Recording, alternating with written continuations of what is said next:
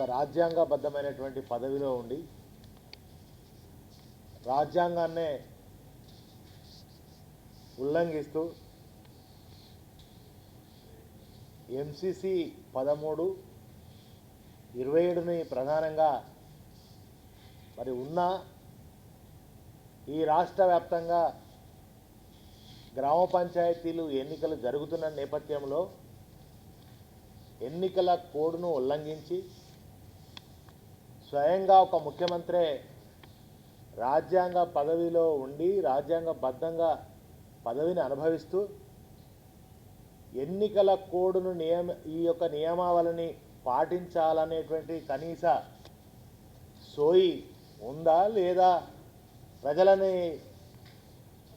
తెలంగాణ ప్రజలను వంచి తెలంగాణ ప్రజలకు ఏం తెలియని లెక్క ఆయన తీరు ఉందా ఒక అర్థం కానటువంటి పరిస్థితి ఇవాళ తెలంగాణ రాష్ట్రంలో కనబడుతున్నటువంటి నేపథ్యంలో ఈ తెలంగాణ రాష్ట్రంలో ముఖ్యమంత్రి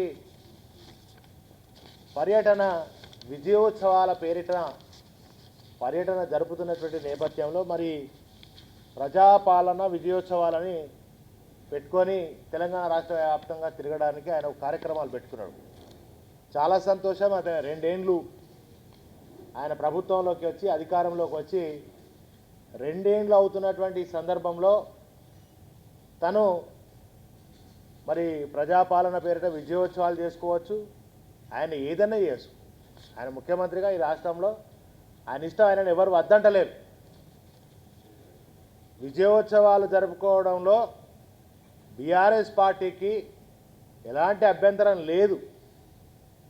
కానీ ఈ రాష్ట్రంలో పంచాయతీ ఎలక్షన్లు జరుగుతున్న నేపథ్యంలో రాష్ట్ర వ్యాప్తంగా ఏదో ఒక జిల్లాలోనో ఏదో ఒక మండలంలో జరగట్లేదు పంచాయతీ ఎలక్షన్. తెలంగాణ రాష్ట్ర వ్యాప్తంగా జరుగుతున్నటువంటి నేపథ్యంలో మరి నిన్ననే అమరుడు శ్రీకాంత్ అమరుడు అయినటువంటి దినం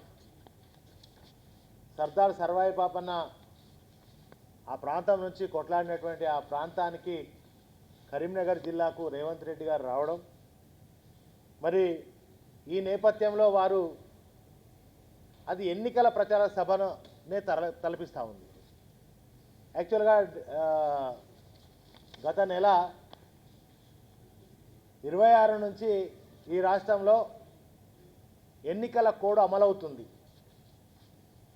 ఎన్నికల కోడ్ అమలవుతున్నటువంటి నేపథ్యంలో ఆయన అర్బన్ ఏరియాను ఎన్నుకొని మున్సిపాలిటీస్ అర్బన్ ఏరియాలను ఎన్నుకొని అక్కడ తన డైరెక్ట్గా ఎన్నికల ప్రచార సభను నడుపుతున్నాడు. దానికి అధికారులు కూడా అటెండ్ అవుతున్నాడు. కలెక్టర్లు ఇతర అధికారులందరూ కూడా అట్లాంటి సభలకు అటెండ్ అవుతున్నారు.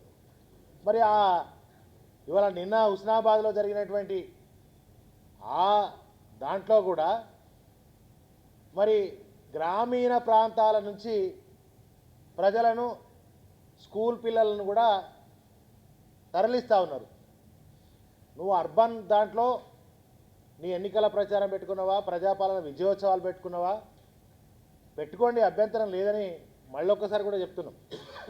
కానీ గ్రామీణ ప్రాంతాలలో ఉన్నటువంటి ప్రజలందరినీ అక్కడికి తరలించి ఇక ఆయన విజయోత్సవ సభ అని అంటున్నా అది మేము మాత్రం ఖచ్చితంగా ఎన్నికల ప్రచార సభనే అని మేము తెలియజేస్తా ఉన్నాం. నిజంగా ఇంత ఘోరమైనటువంటి ఇంత దౌర్జన్యపూరితమైనటువంటి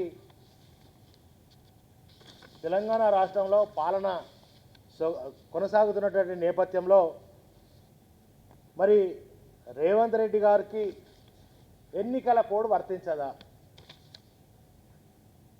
ఎన్నికల కోడ్ సీఎం రేవంత్ రెడ్డి తెలంగాణ ముఖ్యమంత్రికి వర్తించదా అని చెప్పి ఇలా ఎన్నికల సంఘాన్ని మేము కోరుతా ఉన్నాం. తక్షణమే తెలంగాణ వ్యాప్తంగా ఈ అమలవుతున్నటువంటి ఎన్నికల కోడ్ సందర్భంగా రేవంత్ రెడ్డి గారి విజయోత్సవాలు ఉరఫ్ ఎన్నికల ప్రచార సభ ఉంటే ఎన్నికల ప్రచార సభకు పర్మిషన్ తీసుకోండి, మీరు ఎన్నికల ప్రచార సభ చేసుకోండి సీఎం గారు, మేము కాదనట్లేదు. కానీ విజయోత్సవాల పేరిట ఈ ఎన్నికల ప్రచార సభ నిర్వహించడం అనేది చాలా దారుణం. ఈ తెలంగాణలో ఒక దౌర్జన్యం అనేటువంటి పరిస్థితి జరుగుతూ ఉంది తెలంగాణలో.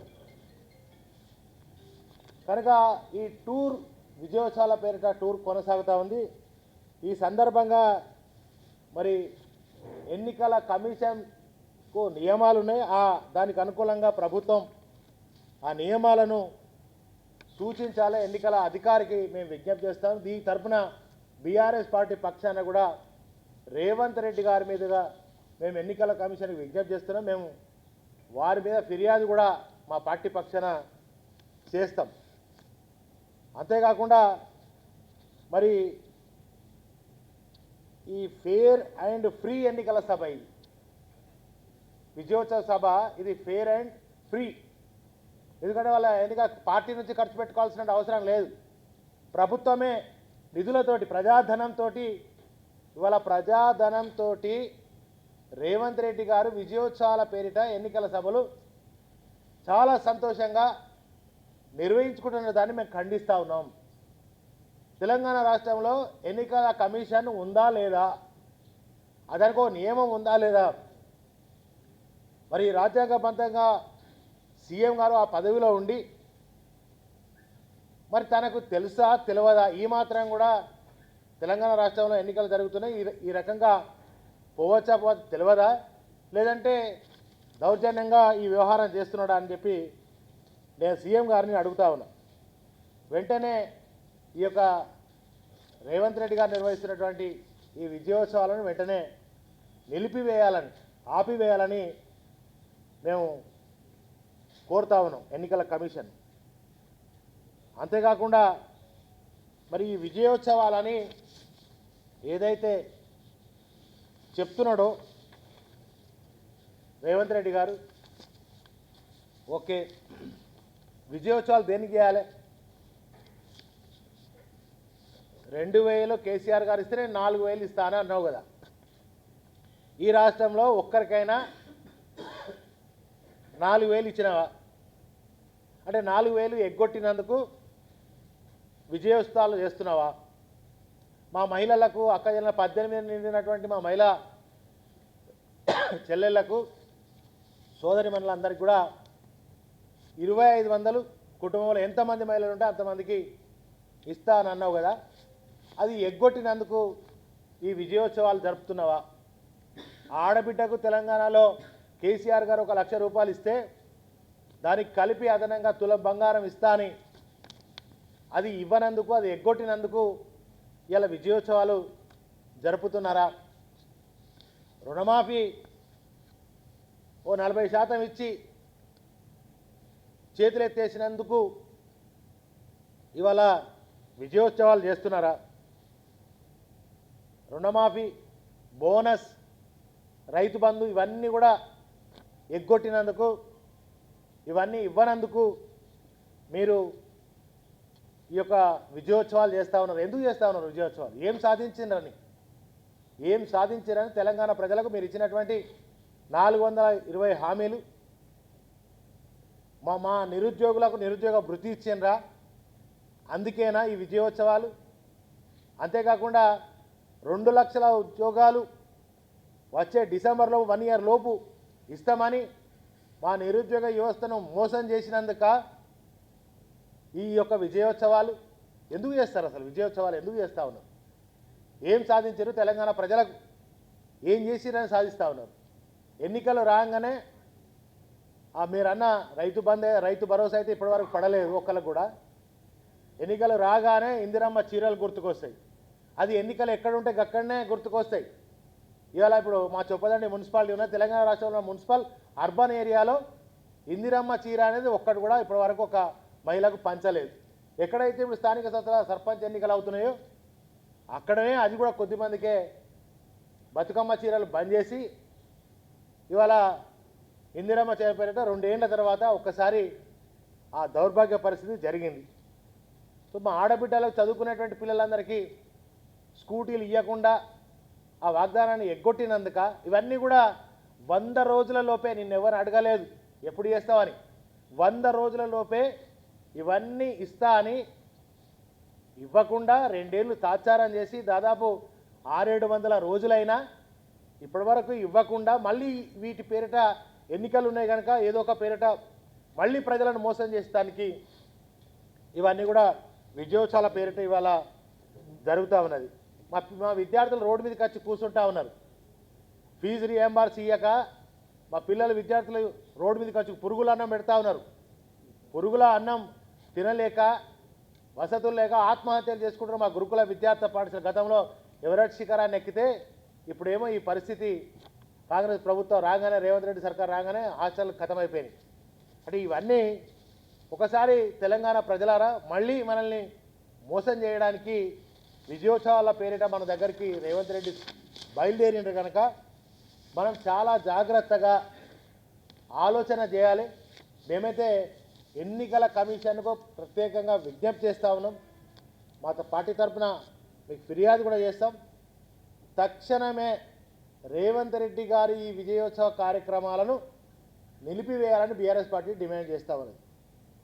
అంతేకాకుండా ఇవాళ రేవంత్ రెడ్డి గారు చెప్పినటువంటి ఏదైతే 100 రోజులలో అమలు చేస్తున్నటువంటి ప్రతి హామీని నెరవేర్చి మీరు ప్రజలకు ఇచ్చినటువంటి హామీలన్నీ కూడా పూర్తిగా నెరవేర్చాలని మేము డిమాండ్ చేస్తూ, మరి ఇవాళ నిజంగా తెలంగాణలో ఒక దౌర్భాగ్యపు, దుర్మార్గపు, దౌర్జన్యపు పాలన ఈ తెలంగాణ రాష్ట్రంలో నడుస్తూ ఉంది కనుక తెలంగాణ ప్రజలారా ఎన్నికలు ఎప్పుడొచ్చినా మరి ఎవరైతే ఇన్ని వాగ్దానాలు చేసి మనల్ని మోసపూరిత హామీలు పెట్టిండ్రో వారికి సరైనటువంటి బుద్ధి చెప్పాలి.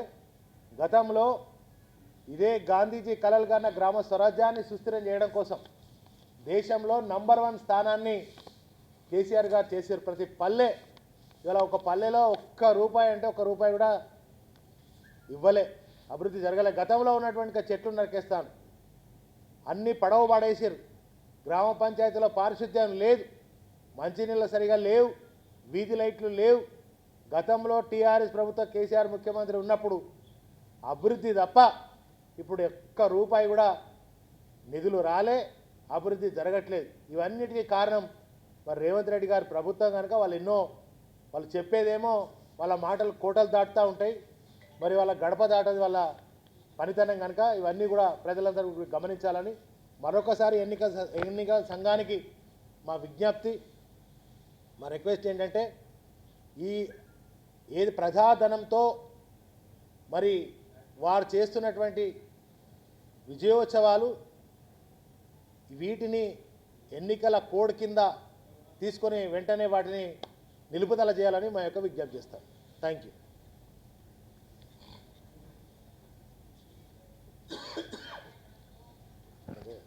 చరిత్ర సృష్టించినోడు ఇప్పుడు ఆ చరిత్రని తిరగరాయబోతున్నాడు. అబద్ధాల గోడల్ని బద్దలు కొట్టి నిజాలను రాగా మీ ముందుంచబోతున్నాడు. నిజమైన వార్తల కోసం వెంటనే డౌన్లోడ్ చేసుకోండి రా యాప్ని.